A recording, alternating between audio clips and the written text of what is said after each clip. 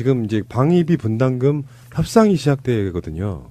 근데 미국은 트럼프의 입장에 따라서 한국이 주는 그 방위비 분담금 뭐 그거 얼마 그 까이 거 이렇게 이야기하는 그런 분위기가 있고 우리나라에서는 세계적으로 굉장히 많이 지금 우리나라가 되고 있다. 그리고 니들은 지금 매년 2, 3천억씩 남겨서 지금 예금해 놓고 있지 않냐. 이게 사실상 논란이에요. 우리 방송에도 좀 있었죠. 은행에 미군 기지 내 은행에 돈.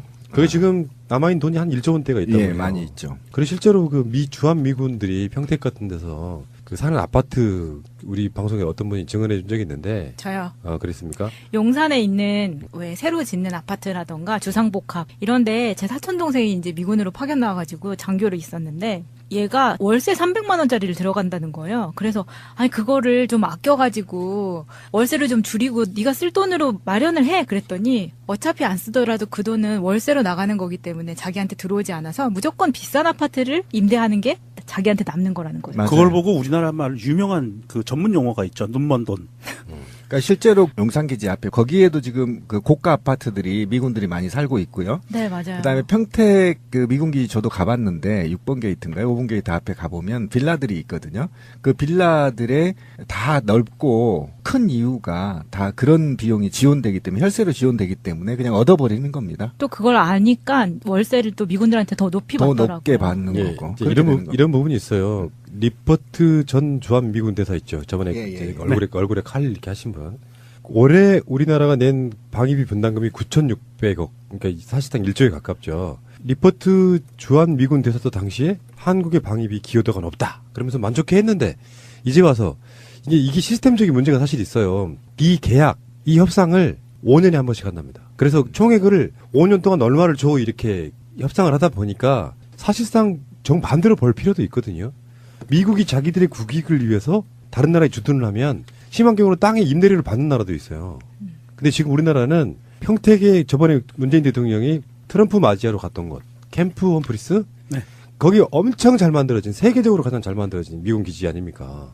사실 이 방위비 분담금은 항상 대한민국에서는 소파 규정에 의해서 그렇죠. 의뢰 입장에서 협상을 해왔었는데요. 방위비 분담금에서 가장 아팠던 때는 2010년도였습니다. 이명박 때였죠.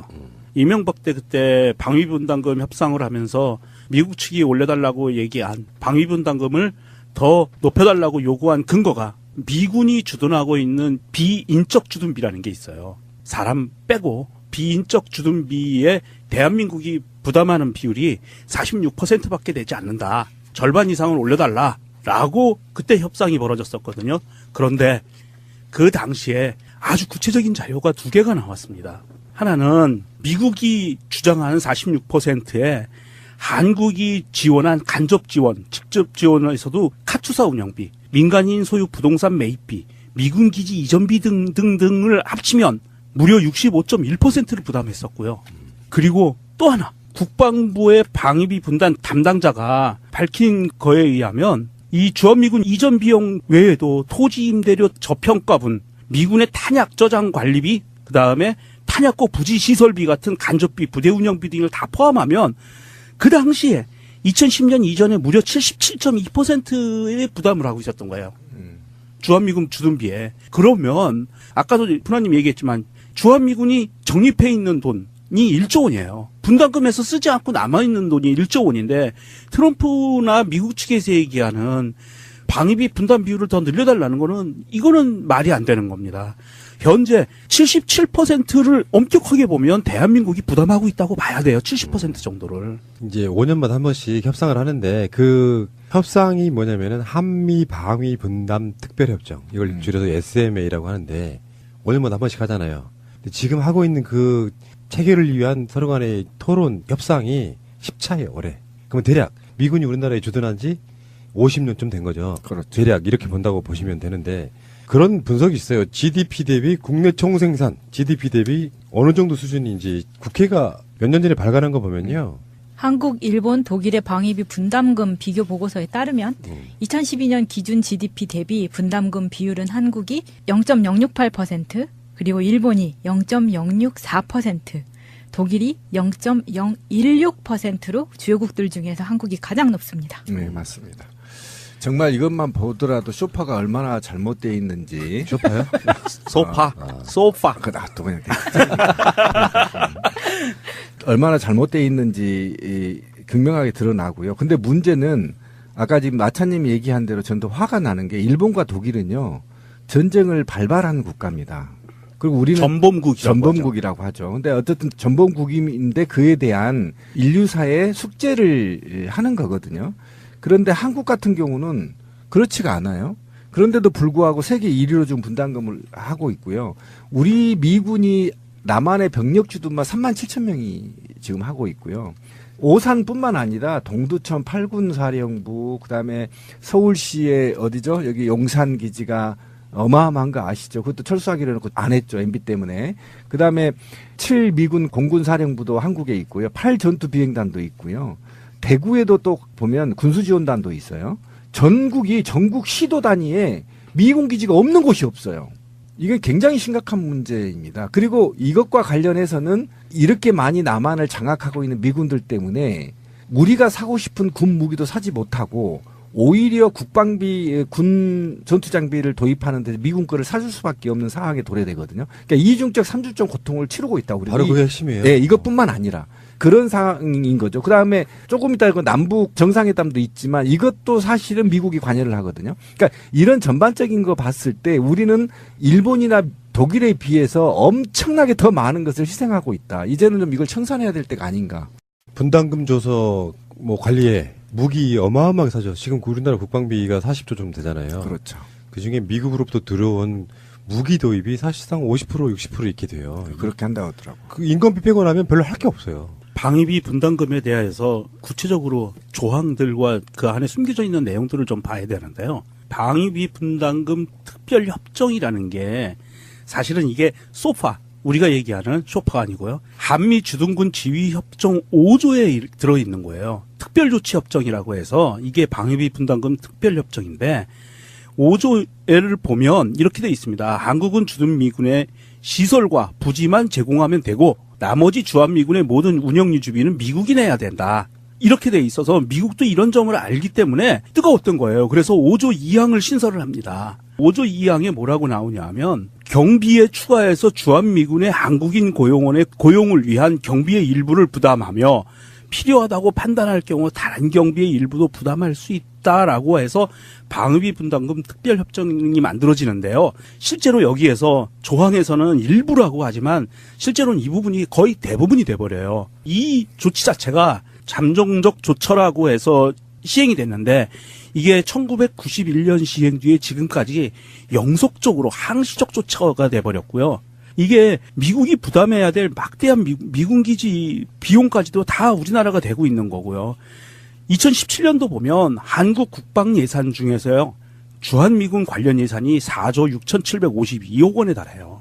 평택 미군 기지 지원 비용도요. 처음보다 6조 원이 늘어난 16조 원이 돼버렸고요.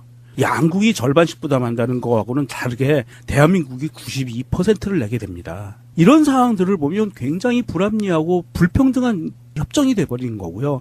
이게 처음에 의도했던 대로 주한미군이 와서 주둔하게 된 게 미국의 이익을 위해서 주둔하기 때문에 대한민국은 시설과 부지만 제공해라. 우리가 다 할게. 미국의 안보를 위해서 미국의 이익을 위해서 하는 거야 라고 했던 것이 너무 비용이 많이 들어가게 되니까 91년도에 이거를 수정을 한 거거든요.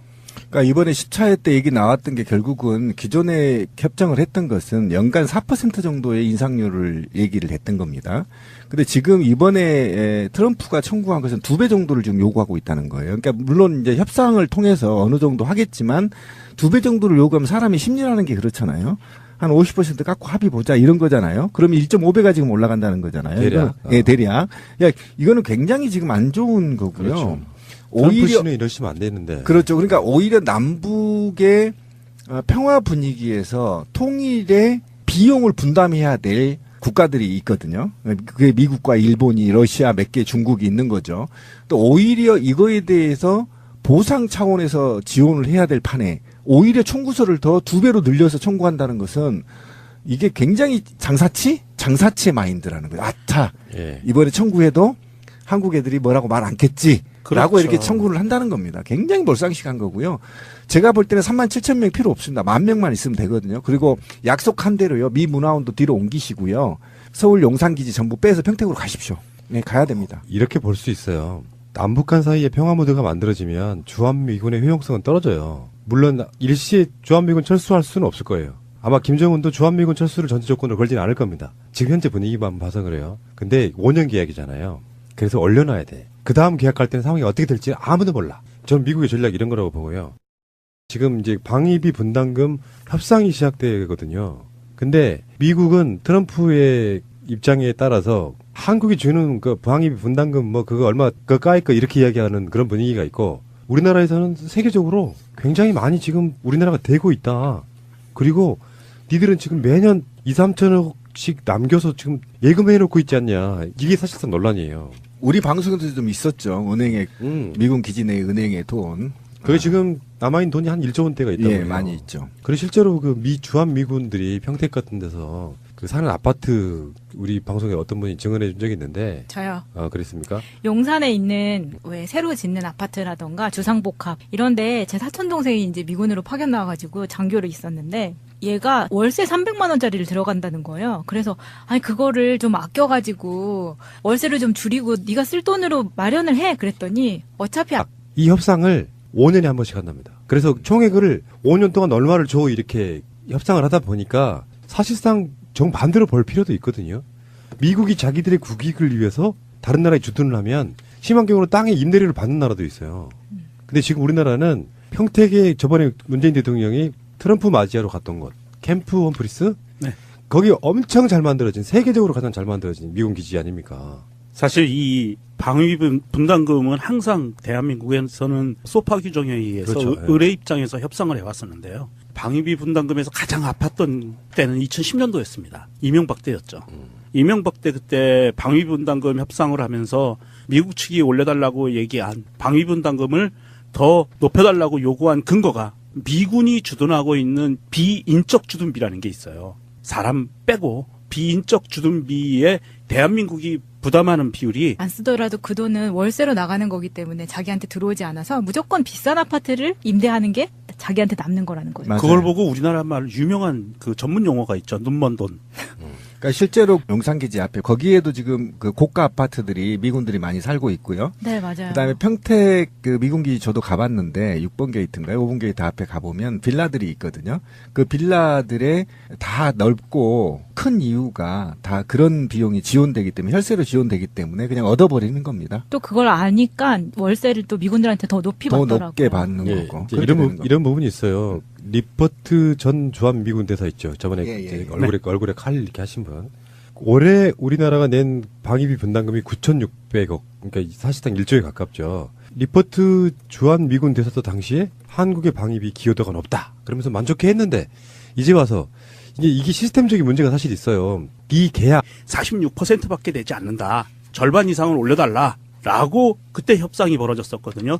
그런데 그 당시에 아주 구체적인 자료가 두 개가 나왔습니다. 하나는 미국이 주장하는 46%에 한국이 지원한 간접 지원, 직접 지원에서도 카투사 운영비, 민간인 소유 부동산 매입비, 미군 기지 이전비 등등을 합치면 무려 65.1%를 부담했었고요. 그리고 또 하나, 국방부의 방위비 분담 담당자가 밝힌 거에 의하면 이 주한미군 이전 비용 외에도 토지 임대료 저평가분, 미군의 탄약 저장 관리비, 그 다음에 탄약고 부지 시설비 같은 간접비, 부대 운영비 등을 다 포함하면 그 당시에 2010년 이전에 무려 77.2%의 부담을 하고 있었던 거예요. 주한미군 주둔비에. 그러면 아까도 푸나님 얘기했지만 주한미군이 적립해 있는 돈이 1조 원이에요. 분담금에서 쓰지 않고 남아있는 돈이 1조 원인데 트럼프나 미국 측에서 얘기하는 방위비 분담 비율을 더 늘려달라는 거는 이거는 말이 안 되는 겁니다. 현재 77%를 엄격하게 보면 대한민국이 부담하고 있다고 봐야 돼요. 70% 정도를. 이제 5년마다 한 번씩 협상을 하는데 그 협상이 뭐냐면은 한미 방위 분담 특별협정 이걸 줄여서 SMA라고 하는데 5년마다 한 번씩 하잖아요. 근데 지금 하고 있는 그 체결을 위한 서로 간의 토론 협상이 10차예요 올해. 그러면 대략 미군이 우리나라에 주둔한 지 50년쯤 된 거죠. 그렇죠. 대략 이렇게 본다고 보시면 되는데 그런 분석이 있어요. GDP 대비 국내 총생산, GDP 대비 어느 정도 수준인지 국회가 몇 년 전에 발간한 거 보면요. 한국, 일본, 독일의 방위비 분담금 비교 보고서에 따르면 2012년 기준 GDP 대비 분담금 비율은 한국이 0.068%,